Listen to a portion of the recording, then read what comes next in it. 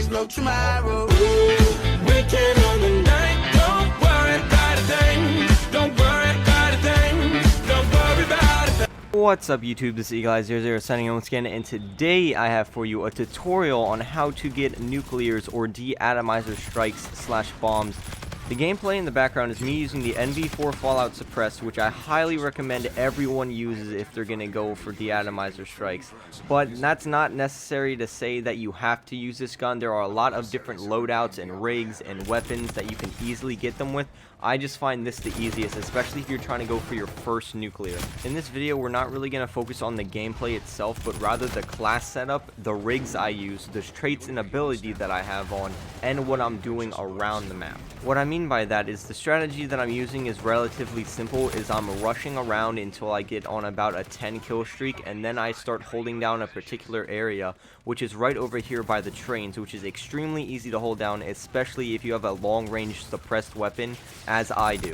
That is another reason you should use the NV4 Fallout, is its steadiness and its range. If you're not very good with any particular weapon, anyone can use the NV4 because it has barely any recoil and it definitely does not need a foregrip on it. I would like to add to that comment by saying that the NV4 Fallout does have a downside to it, and the only downside to it is its 4-shot kill. Most guns in this game, about 90%, are all 3-shot kill, which means your enemy is actually going to kill you in one less shot. But since this gun is so steady at far ranges, you're most likely going to land all 4 of your shots before they can land 3, regardless of their fire rate.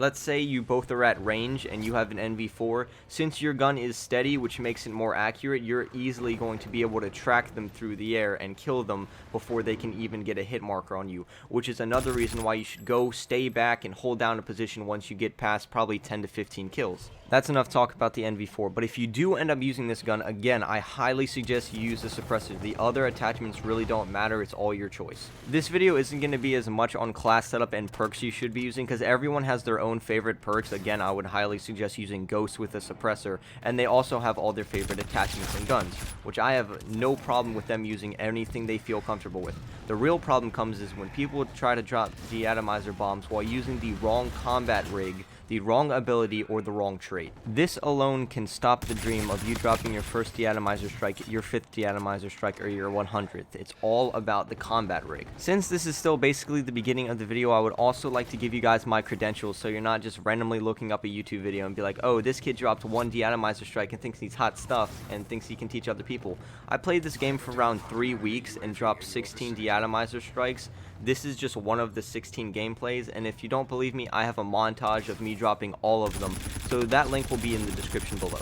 Really quick, let's go over everything we've learned so far in the video before we get into the important discussion of combat rigs and why they hinder a lot of people from actually dropping the de-atomizer strike. The strategy we've learned so far is you should rush and play extremely aggressive until you get on about a 10 or 15 kill streak. The second thing that we touched on was class up, and I basically said use whatever you feel comfortable with. Again, any perks that you feel comfortable with or you think that can help you survive, or any gun that you are extremely accurate with or is your favorite gun, just make sure it has a nuclear variant. The third thing, which I'm going to touch on right now, which is extremely important, is the game mode you end up playing. Do not play team deathmatch, it is way too short and the game will end before you can get your de-atomizer strike when you're probably 2 or 3 away. I would also suggest staying away from domination due to the fact that a lot of tryhards play domination, and I really don't want you guys dying and raging your heads off. So the game mode that I would suggest playing is definitely kill confirmed, because you get the noobs that would have gone to team deathmatch and you get almost the length of an entire domination game, which gives you ample time to drop a nuke. Here's a side note, everything I say in this video will definitely be in the description of the video, so if you have trouble finding class setups or perks or anything like that, I'm not going to be like, oh hey, just pick your favorite gun. What if you don't know your favorite gun? I will give you guys classes, combat rigs, special abilities, perks, game modes, maps, everything you need to know, even the steps listed in order, they're all going to be down in the description. Now let's get into why combat rigs are so important for getting nukes. How this is going to work is I'm going to go through every combat rig in order. I'm going to give you their pros and their cons, what you should be using and what you shouldn't be using. You can outweigh the pros and the cons for yourself, but I'm still going to slip in the information that I think is most vital and what you should be using if you want to get a de-atomizer strike. The first rig we're going to go over is the Warfighter. His payloads include Claw, Combat Focus, and Overdrive. If you don't know what any of these things do, all the combat rigs, payloads, and traits will be in detail about exactly what they do and what they should be used for down in the description. For the Warfighter's 3 payloads, I would only suggest probably using combat focus so you can run UAV and counter UAV. Do not run the advanced UAV in this game because it is total trash. The Warfighter's traits include ping, resupply, and persistence. Out of these 3 traits, I would suggest using ping. Now, Warfighter as a whole, while using combat focus to get your counter UAV and UAV faster, and while using ping so you can see enemy around you, I would rate the Warfighter for getting nuclears probably a 5 out of 10. Next combat rig we are going to be analyzing is the Merc. His 3 payloads are Steel Dragon, Reactive Armor, and Bull Charge. There is no competition here. Reactive Armor definitely takes the cake. The only downside to it is it takes way too long to charge. It probably will save your life probably once or twice, and maybe will get you 1 kill. So overall, not very good. The Merc's traits / abilities are Man-at-Arms, Infusion, and Shockwave. Again, no competition. Infusion easily takes the cake for the Merc class. The Merc class overall with Infusion and Reactive Armor will give you probably a 6 out of 10 chance of dropping a nuke. The reason why the Merc isn't higher on the scale is that the reactive armor takes way too long to recharge and will probably end up costing you your life. The next combat rig we have that we're going to analyze is the FTL class. Now, I'm a running gunner, so I absolutely love this class, and its traits and abilities and payloads get me out of sticky situations all the time while giving me a couple extra kills along the way.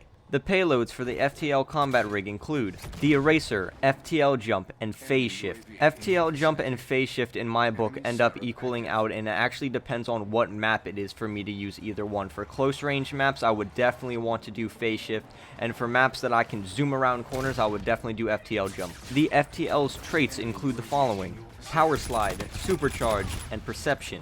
Out of these 3 traits, Perception is definitely the best, and when you pair it with either Phase Shift or FTL Jumps, you're going to be almost untouchable.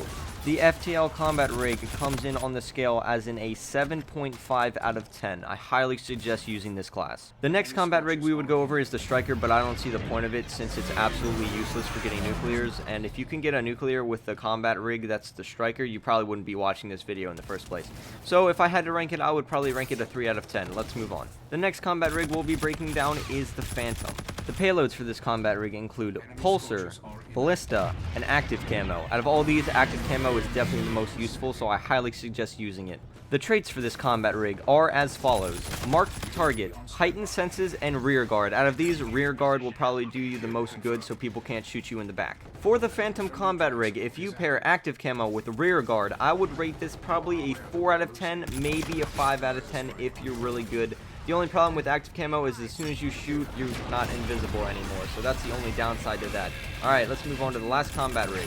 The Synaptic rig is definitely for people who like to rush, just really high movement, high speed, really fast gameplay types.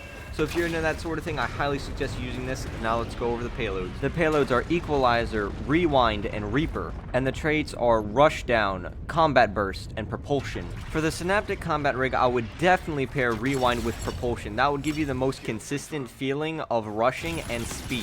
I'm going to rate this combat rig the exact same as I rated Warfighter. It's going to be a 5 out of 10, which is like a 50-50 chance per game, depending on what type of player you are. And if you don't know what type of player you are, you can try all the combat rigs out to see which one best fits your playstyle. We're starting to come to the end of the video here, so I hope I can wrap things up real quick. We're going to review everything real quick, and if you've actually made it to the end of the video, I highly suggest you commenting and liking this video because I really appreciate it. The more you guys get this information in your head, the less times you're going to have to watch this video, and it'll increase the chances of you getting a nuclear. The first step was to use a de-atomizer variant regardless of what gun. I used the NV4 Fallout with Suppressor, and I highly suggest you using the perk 1 of Ghost. The second tip had to do with playstyle, and that would be wait until you get on a 10 to 15 kill streak before you even start thinking about a de-atomizer bomb. The third step or tip was to pick the right game mode, and I gave the example or the suggestion to definitely do kill confirmed. Third step is to pick a combat rig that best suits your playstyle. Alright everyone, thank you for watching. This is Eagle Eye 00 signing out. Peace.